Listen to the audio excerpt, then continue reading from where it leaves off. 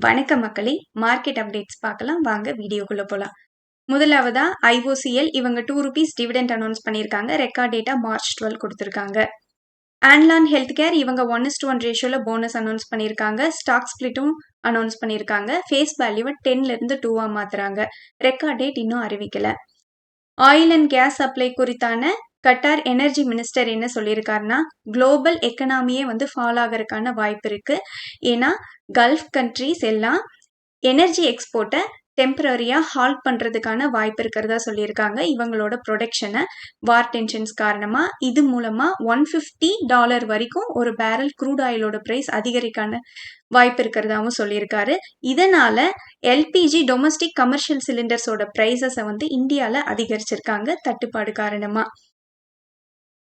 Oil ரிஃபைனரிஸ்க்கு government of India LPG ப்ரொடக்ஷனை prioritise பண்ணுறதுக்கு அறிவுறுத்தியிருக்காங்க. எசென்ஷியல் கமோடிட்டிஸ் ஆக்டை ப்ரொவோக் பண்ணியிருக்காங்க. இது மூலமா அன்இன்டரப்டட் எல்பிஜி சப்ளை கிடைக்கணும்னு உறுதிப்படுத்தணும்னு சொல்லியிருக்காங்க.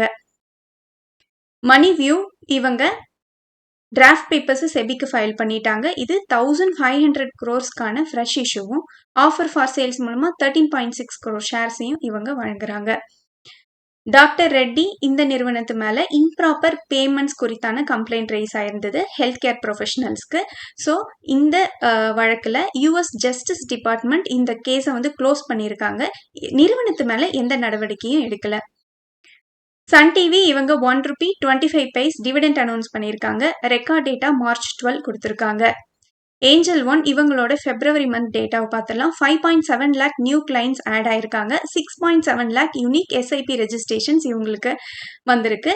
So overall retail equity turnover பார்த்தீங்கன்னா லைஃப் டைம் ஹைல இருக்கு. இவங்களோட margin trading facility 3% month to month கம்பேரிசன்ல குறைஞ்சிருக்கு. 23% டவுன் ஆயிருக்கு ஜான்வரி மந்த்தை கம்பேர் பண்ணும்போது. இவங்களோட கிளைண்ட் அடிஷன் துபாயில கோல்டோட பிரைசஸ் எல்லாம் நல்லாவே குறைஞ்சிருக்கு. இவங்க $30 per ounce டிஸ்கவுண்ட்ல இவங்க செல் பண்றாங்க. ஏன்னா சப்ளை செயின்ல இன்டரப்ஷன்ஸ் ஏற்பட்டிருக்கு, லாஜிஸ்டிக் இஷ்யூஸ். அது மட்டும் இல்லாம பையர்ஸும் ரெடியூஸ் ஆயிருக்காங்க வார் டென்ஷன்ஸ் காரணமா. இதனால பிரைஸ் நல்லா ரெடியூஸ் ஆயிருக்கு.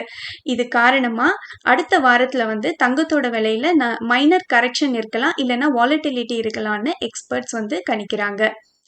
டாடா பவர் இவங்க சேல்ஸ் ஃபோர்ஸ் இதனோட ஒரு பார்ட்னர்ஷிப்ல வராங்க AI பூஸ்டுக்காக.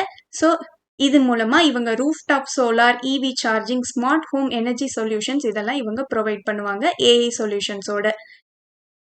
RBI so small digital ஃப்ராடுக்கு காம்பன்சேஷனை 25,000 வரைக்கும் ஒரு இண்டிவிஜுவலுக்கு கொடுக்கலாங்கிற மாதிரி சொல்லியிருக்காங்க. இல்லைன்னா 85% ஆஃப் லாஸ் வரைக்கும் கொடுக்கலான்னு சொல்லியிருக்காங்க. எது கம்மியா இருக்கோ.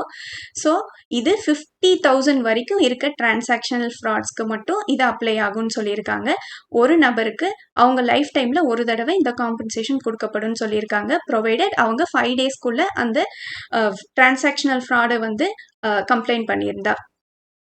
பிஇஎல் இவங்க சாஸ்மோஸ் ஹெச்இடி டெக்னாலஜிஸோட இவங்க ஒரு எம்ஓயூக்கு வராங்க. எதுக்குன்னா லோக்கல் டிஃபென்ஸ் மேனுஃபேக்சரிங்கை ஸ்ட்ரென்தன் பண்றதுக்காக. டிசிஎஸ் இவங்க தொடர்ந்து ஏஐ பார்ட்னர்ஷிப்ஸ் நிறைய கொண்டு வராங்க. ஸோ ஆல்ரெடி இவங்க ZScaler, OpenAI, AMD, GitLab இவங்களோடலாம் ஏஐ பார்ட்னர்ஷிப்ஸ்ல வந்துட்டாங்க. கூடுதலாகவும் நிறைய நிறுவனங்களோட இவங்க ஏஐ பார்ட்னர்ஷிப்ஸ்க்கு பேச்சுவார்த்தையில் இருக்காங்க. இறுதிக்கட்டத்திலையும் இருக்கிறதா சொல்லியிருக்காங்க. ஸோ இந்தியாவோட 10 gigawatt டேட்டா சென்டர் கெப்பாசிட்டி 2030ல அச்சீவ் பண்ணணும்னு இருக்காங்க.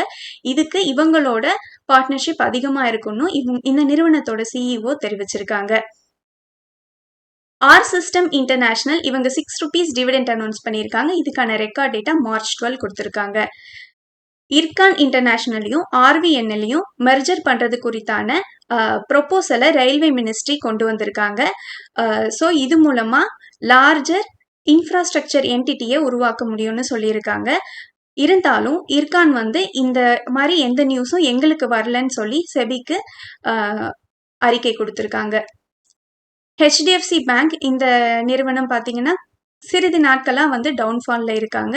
ஸோ இதுக்கு காரணமா இவங்களோட சீனியர் மேனேஜ்மெண்ட்ல சில சேஞ்சஸ் ஏற்பட்டிருக்கு.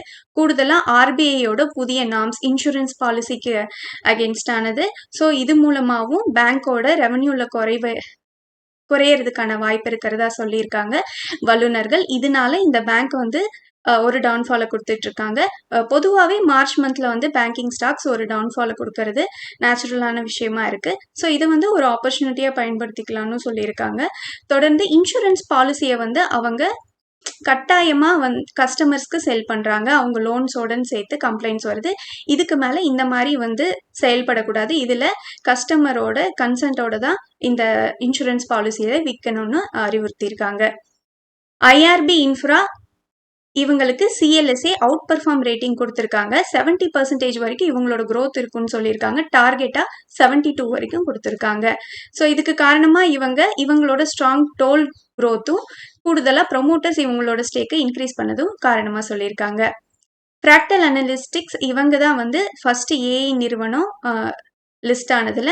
ஸோ லிஸ்ட் ஆனதுக்கு அப்புறமா இவங்களோட first Q3 result net profit இவங்களுக்கு 8.5% இயர் ஆன் இயர் பேசிஸ்ல இன்க்ரீஸும் ரெவன்யூ 21% இன்க்ரீஸும் காமிச்சிருக்காங்க. இது காரணமா இந்த ஷேர் வந்து ஃப்ரைடே நல்ல பெர்ஃபார்மன்ஸ் கொடுத்துருந்தாங்க. மோதிலால் ஆஸ்வால் இவங்க 1.6% ஆஃப் ஸ்டேக்ஸை வந்து இவி மேனுஃபேக்சரிங் ஸ்டாக்கான ஜீலியோ இ மொபிலிட்டியில வாங்கியிருக்காங்க. மேக்ஸ் ஃபினான்ஷியல் சர்வீசஸ் இவங்கள ஆக்சிஸ் மேக்ஸ் லைஃப் இன்சூரன்ஸோட மெர்ஜ் பண்ணுறாங்கன்ற ஐடியாவில் இந்த நிறுவனம் இருக்காங்க. ஸோ இது மூலமா ஆக்சிஸ் மேக்ஸ் லைஃப் இன்சூரன்ஸோட லிஸ்டிங் ஏற்படுறதுக்கான வாய்ப்பு இருக்கு. ஸோ April 5, 2027 இந்த லிஸ்டிங் வந்து கம்ப்ளீட் ஆகும்னு இந்த நிறுவனம் சொல்லியிருக்காங்க. ஸோ மேக்ஸ் ஃபினான்ஷியல் சர்வீசஸ் வச்சிருக்க ஷேர் ஹோல்டர்ஸ்க்கு AMLI ஷேரும் கிடைக்கும். ரைட்ஸ் இவங்களுக்கு ரிவைஸ்டு எஸ்டிமேட் கிடைச்சிருக்கு 729 crores யார்கிட்ட இருந்துன்னா சவுத் வெஸ்டர்ன் ரயில்வே கிட்ட இருந்து ரயில்வே எலக்ட்ரிஃபிகேஷன் ப்ராஜெக்ட் குறித்தானது.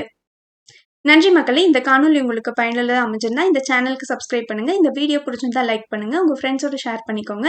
நான் ரெஜிஸ்டர்ட் அட்வைசரில் உங்களுக்கு முதலீட்டில் சந்தேகங்கள் இருந்தால் ரெஜிஸ்டர்ட் அட்வைசரை காண்டாக்ட் பண்ணலாம். மீண்டும் ஒரு காணொலியில் சந்திப்போம் மக்களே.